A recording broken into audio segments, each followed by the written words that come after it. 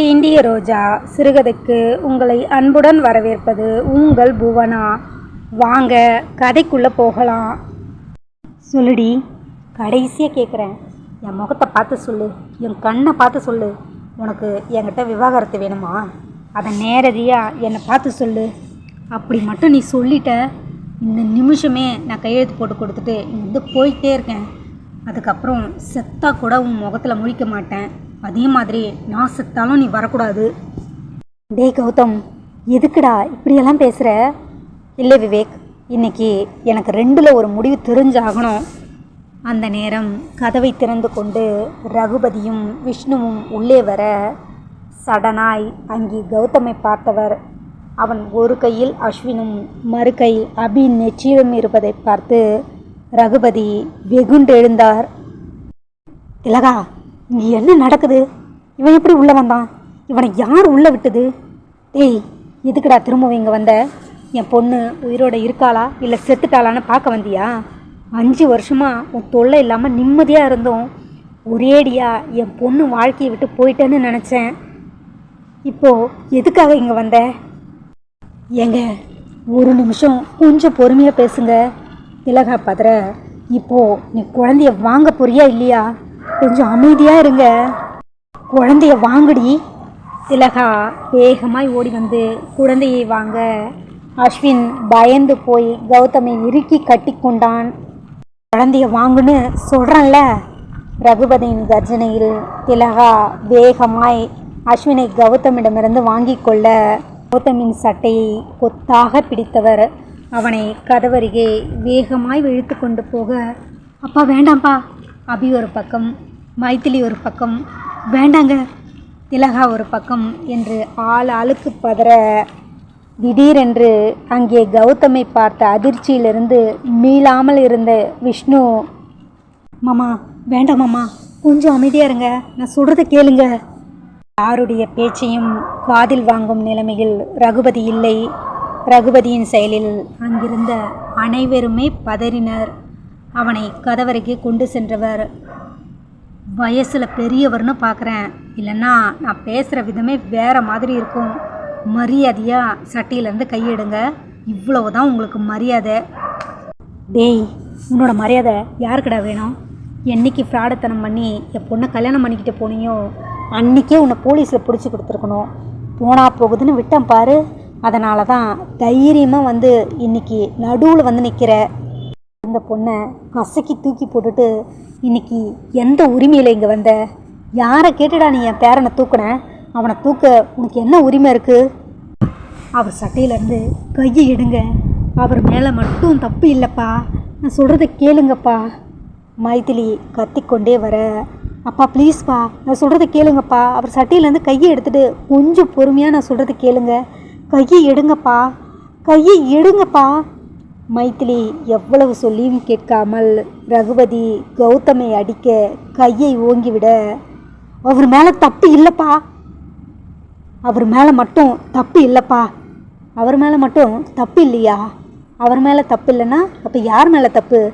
நம்ம மேலே தான் தப்பு, நம்ம எல்லார் மேலேயும் தான் தப்பு. ஆனால் இருக்குதுங்கிற திமிரில் கேட்குறதுக்கு யாருமே இல்லாத ஒரு மனுஷனை எல்லார் முன்னாடியும் அடித்து அவமானப்படுத்தி அசிங்கப்படுத்தி அதில் அக்காவுக்கே தெரியாமல் அவள் பேரையும் இழுத்து விட்டது விஷ்ணு தான் பண்ண தப்பு. யார் என்ன சொன்னாலும் என் பொண்ணை பற்றி எனக்கு தெரியும்னு சொல்லாமல் அவர் சொன்னதெல்லாம் நம்பி எதையுமே யோசிக்காமல் அக்காவை அவசரமாக அவர் கல்யாணம் பண்ணி வச்சது நீங்கள் பண்ண தப்பு. மைதிலி, நீ வாயை மூடுமா. அவர் எது பண்ணாலும் அதை ஏன் என்னன்னு எதிர்த்து கேள்வி கேட்காம அவர் சொன்னதுக்கெல்லாம் அமைதியாக இருந்த பற்றியா? அது நீ பண்ண தப்பு.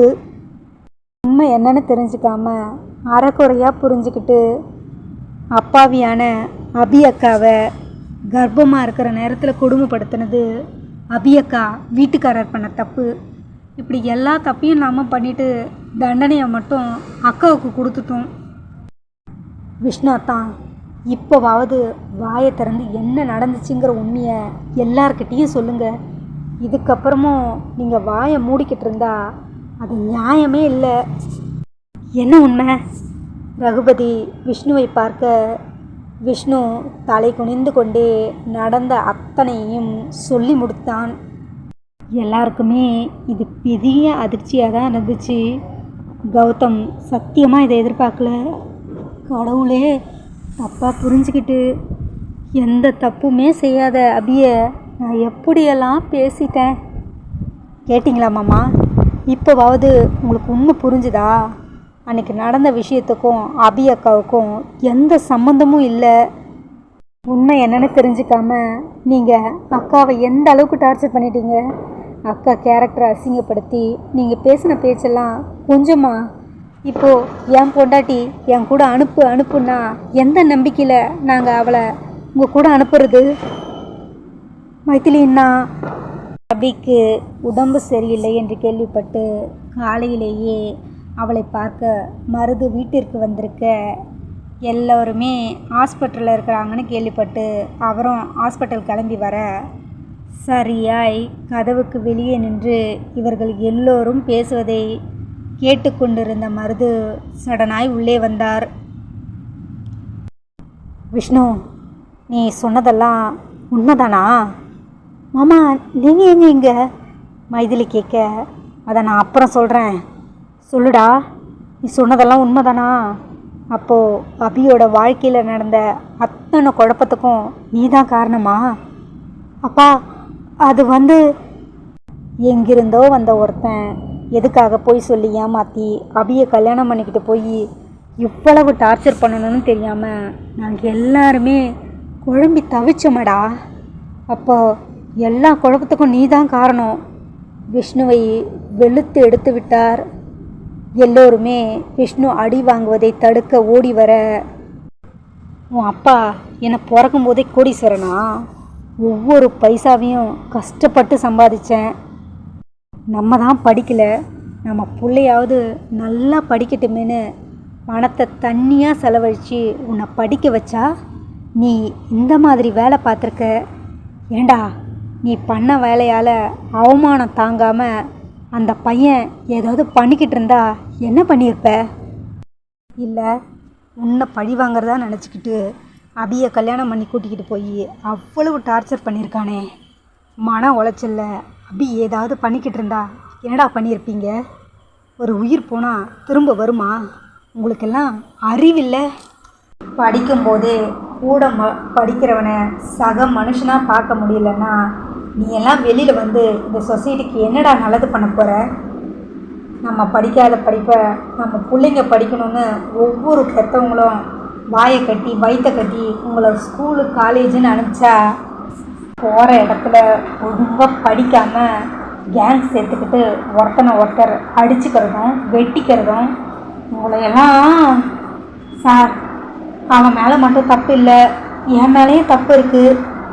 கௌதம் பயந்து கொண்டே சொல்ல, தம்பி, நான் உங்ககிட்ட எதுவும் பேச விருப்பப்படலை. நீங்கள் அபி கழுத்தில் காரணி கட்டியிருக்கீங்க. அந்த ஒரே காரணத்துக்காக தான் நான் உங்களை சும்மா விடுறேன். அவன் என் பையன். அவன் பண்ண தப்புக்கு அவனை நான் தண்டிச்சிட்டேன். ஆனால் நீங்கள் 3வது மனுஷன். உங்களை என்னால் எதுவும் பண்ண முடியல. இந்த நேரம் நீங்கள் மட்டும் என் பையனாக இருந்திருந்தா நடக்கிற கதையே வேற. அங்கிள், அவனும் உங்கள் பையன்தான் சொல்லிக்கொண்டே நிரஞ்சன் உள்ளே வர, மருது, கௌதம், விஷ்ணு, ராகவி, விவேக், ரகுபதி, திலகா, அபி, மைதிலி எல்லோருமே அதிர்ச்சியோடு நிரஞ்சனை பார்க்க போலீஸ் உடையில் மிடுக்காக உள்ளே வந்தான் நிரஞ்சன். அவன் கையில் ஒரு ஃபைல். தம்பி, நீங்கள் என்ன சொல்கிறீங்க? குரல் நடுங்க, உடல் பதற, மருது கேட்க, உண்மையாக தான் சொல்கிறான் அங்கிள். அவனும் உங்கள் பையன்தான். இதை பாருங்க. மருதுவிடம் அந்த ஃபைலை கொடுக்க